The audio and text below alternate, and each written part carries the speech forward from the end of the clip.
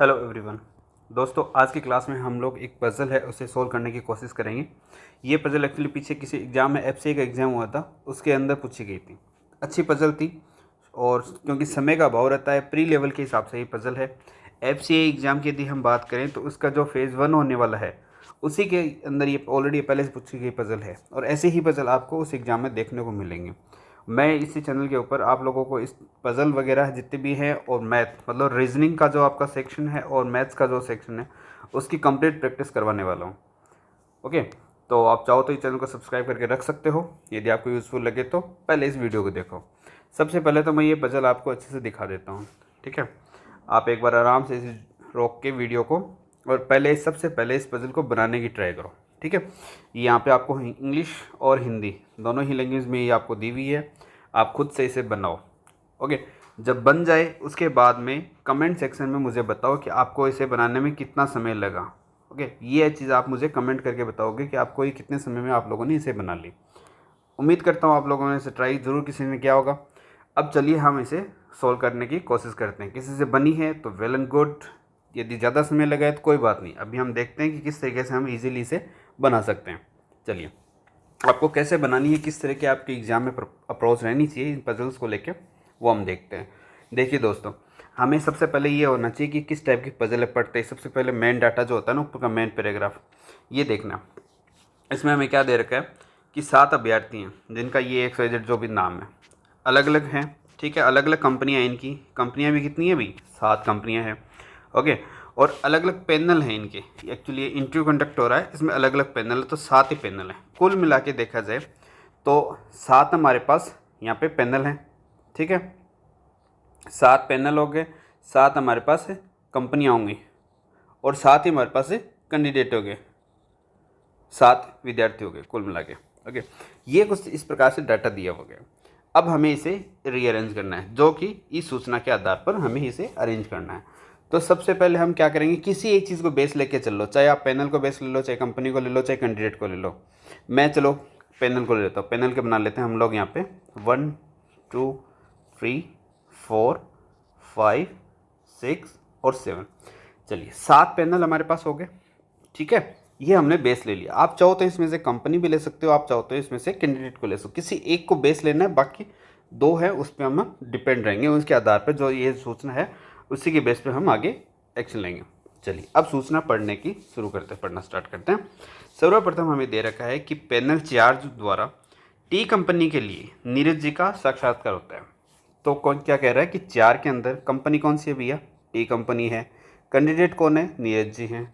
चलिए, नीरज जी, तो ये तो डेफिनेट सूचना आ गई हमारे पास, नोट हो गई, क्लियर हो गई, ठीक है। अब आगे बढ़ते हैं। पैनल 3 में सीमा का साक्षात्कार होता है, लेकिन कंपनी ना तो वी है और ना ही डब्ल्यू है। इसका तात्पर्य ये हुआ कि 3 के अंदर ना तो वी आ सकती है ना ही डब्ल्यू आ सकता है, लेकिन हमें कैंडिडेट का नाम बता रखा है, वो फिक्स है। कौन है, सीमा जी है। चलिए, यहाँ लिख दिया हमने सीमा जी। क्लियर हुआ यहाँ तक, ओके। चलिए, अब आगे देखते हैं। हेमा जी का साक्षात्कार है वो किसके लिए होता है, कंपनी यू के लिए होता है, जो कि पैनल 1 या 2 में नहीं होता। चलिए, अब हमें इतना पता है कि 1 और 2 में तो हेमा जी का नहीं होने वाला। कंपनी कौन सी है उनकी, यू वाली कंपनी है, तो इसका मतलब 1 में भी यू नहीं आएगा, 2 में भी यू नहीं आएगा, और हेमा जी का जो हो रहा है वो किस में हो रहा है, यू में हो रहा है। ये एक डेफिनेट सूचना है जो हमने अलग से नोट करके रख लिया। चलिए, इसके बाद में हमें दे रखा है कि नीलम जी का जो साक्षात्कार है वो पैनल 4 द्वारा कंपनी एक्स के लिए होता है। ओके सॉरी, पैनल 6 के अंदर, 6 में होता है, कौन सी, एक्स कंपनी के द्वारा। तो 6 पैनल ये रहा, ठीक है। कंपनी कौन सी है, एक्स है। कैंडिडेट का नाम क्या है, कैंडिडेट का नाम है नीलम, ये लीजिए नीलम हो गया। नेक्स्ट हमारे पास सूचना है कि पैनल जो अपने पास 7 लास्ट नंबर पैनल है कि कंपनी वाई के लिए साक्षात्कार का संचालित किया जाता है, ठीक है।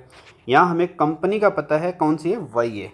कैंडिडेट कौन सा है ये हमें नहीं दे रखा है, ठीक है, लेकिन कंपनी वी के लिए। अच्छा चलिए, यहाँ तक था, ओके। नेक्स्ट पढ़ते हैं। शीला जी का साक्षात्कार किसके लिए होता है, पैनल 1 के लिए होता है, ठीक है। 1 के अंदर किसका हो रहा है, शीला का हो रहा है। ये लो भी, शीला जी का साक्षात्कार 1 के अंदर हो गया, लेकिन कंपनी वी के लिए नहीं होगा। अब 1 में ए यू ऑलरेडी नहीं आ रहा था, आपको पता है, ठीक है। और कौन नहीं आएगा, वी भी नहीं आएगा। ये भी हमें सूचना पता चल गई। ये जो एरिया अपन इस साइड लिख रहे हैं ये नेगेटिव वाला है, आप साथ साथ ही लिख सकते हो ताकि ईजी रहेगा आगे क्लियर होने में। चलिए अगला हमें दे रखा है कि पवन जी का जो साक्षात्कार है वो पैनल 2 में नहीं होता है भैया, ठीक है। तो मतलब पवन जी है वो 2 नंबर पैनल में नहीं आएंगे। चलिए ये इतनी सूचना थी जो हमने ये अलग अलग डाटा तैयार कर लिया।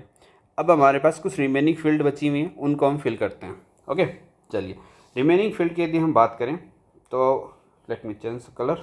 ओके कौन कौन सी बच के भी, एक तो हमारे पास 1 नंबर में कंपनी नहीं है, ठीक है, 2 कंप्लीट ब्लैंक अभी भी, ठीक है, 3 का डाटा नहीं है, 5 एक कंप्लीट ब्लैंक है और एक 7 है। आप सबसे पहले तो ये देखिए कंप्लीट ब्लैंक कौन सा है आपके पास। एक तो 2 नंबर पूरी तरह ब्लैंक बैठा है और एक 5 नंबर पूरी तरह ब्लैंक बैठा है। इसके अलावा कोई कंप्लीट नहीं है ना, या तो किसी में हमें कैंडिडेट का पता है या किसी में हमें कंपनी का पता है। ओके तो कंप्लीट का ऑप्शन सिर्फ हमें एक जगह यू और हेमा ये हमें सेट करना है। तो इसका मतलब यू और हेमा या तो 5 वाले में आएंगे या 2 में आएंगे भैया। अब 2 में क्यों नहीं आ सकते, क्योंकि 2 में लिखा हुआ है कि यू नहीं आएगा, तो यू नहीं आएगा तो हेमा जी भी नहीं पहुंचेंगे वहाँ पे। तो ओके तो इसका मतलब कंफर्म हो गया कि 5 के अंदर हमें यू को सेट करना पड़ेगा और यू आ गया तो कैंडिडेट कौन है यहाँ पे, वो है हेमा जी। ये डेटा क्लियर हो गया। ओके अब देखिए इसके बाद में हम बात करें कौन कौन से कैंडिडेट हमारे पास रह गए। एक तो हमारे पास कौन किसका नंबर नहीं है, पवन जी का नंबर नहीं है, ठीक है। एक कैंडिडेट और रह गया अभी, कौन रह गया, सुनीता जी बाकी हैं, ठीक है। सुनीता जी का नंबर अभी भी नहीं पहुंचा हमारे पास, ठीक है। अब पवन जी की सूचना हमारे पास ये है कि पवन जी 2 नंबर पैनल में तो नहीं जाने वाले, तो 2 में नहीं जाएंगे, इनके पास ऑप्शन क्या बचता है 7 का, तो ये पवन जी हो गए। क्लियर है। अब रिमेनिंग बचता है 2 नंबर पैनल, वहाँ जाना पड़ेगा किनको, सुनीता जी को। क्लियर हुआ। अब बात कर लेते हैं कंपनियों की। कंपनी आप देखो कौन कौन सी बच गई हमारे पास। यू का तो क्लियर हो गया। अब बहुत बची कौन सी, वी और डब्लू, ठीक है। वी अब 3 पे भी नहीं आ सकता, ये देखो क्लियर है, 1 पे भी वी नहीं आ सकता, तो वी को आना पड़ेगा सिर्फ और सिर्फ 2 नंबर ऑप्शन बचता है। ओके डब्लू 3 पे नहीं आ सकता, तो डब्लू के लिए ऑप्शन बचता है केवल और केवल 1। अब लास्ट कंपनी ये कौन सी रह गई, इसमें से जेड कहीं भी नहीं, तो ये लीजिए हमने जेड लिख लिया। ये डाटा हमारा कंप्लीट हो चुका है, डन। अब इसी पे आधारित कुछ हमारे पास क्वेश्चंस हैं, चलिए वो हम देख लेते हैं। सर्वप्रथम हमारे पास क्वेश्चन है कि शीला जी हैं और शीला जी ने किस कंपनी के लिए साक्षात्कार दिया है। देख लेते हैं भाई, शीला जी के द्वारा साक्षात्कार दिया गया है, कौन सी कंपनी है, डब्लू। तो हमारा आंसर हो जाएगा, राइट क्या हो जाएगा, W. Answer number B will be the right answer. Panel 2 में किस कंपनी के लिए साक्षात्कार संचालन किया गया था, तो 2 के अंदर किसके लिए किया गया था, वी कंपनी के लिए। तो 2 में कौन हो गया, वी कंपनी हो गई, ठीक है। किसने कंपनी जेड के लिए साक्षात्कार दिया या किया था, ठीक है। तो जेड के लिए किसने किया था भाई, जेड में कौन आया था, सीमा जी आए थे 3 नंबर में, है ना। तो ये आंसर हो जाएगा 3, राइट आंसर। लास्ट हमारे पास क्वेश्चन है कि कौन सा अभ्यर्थी पैनल जो 5 है उसमें साक्षात्कार दे रहा है, इंटरव्यू दे रहा है। तो 5 में किसने दिया है वो देख लेते हैं, कौन है, हेमा है। ओके तो हेमा जी, ये हो गया राइट आंसर। तो उम्मीद करता हूँ दोस्तों ये पजल आपको अच्छी लगी होगी। ओके ऐसी और पजल मैं आपको कंटिन्यू आप लोगों की प्रैक्टिस के लिए लेके आ रहा हूँ। आपको बस करना क्या है कि जो मैं पजल दे रहा हूँ उसके साथ में आपको भी प्रैक्टिस करनी है। आप खुद से पहले उसे बनाइए, उसके बाद में यदि वो बन जाती है तब भी वीडियो देखिए, ताकि हो सकता है आपको पता चले कि आपने यहाँ गलती की, आप यहाँ और इम्प्रूव कर सकते थे। ओके और हो सकता है कि आपसे ना बन रही है तो आपको उसका सोल्यूशन मिल जाएगा कि हाँ आप ऐसे बना सकते हो।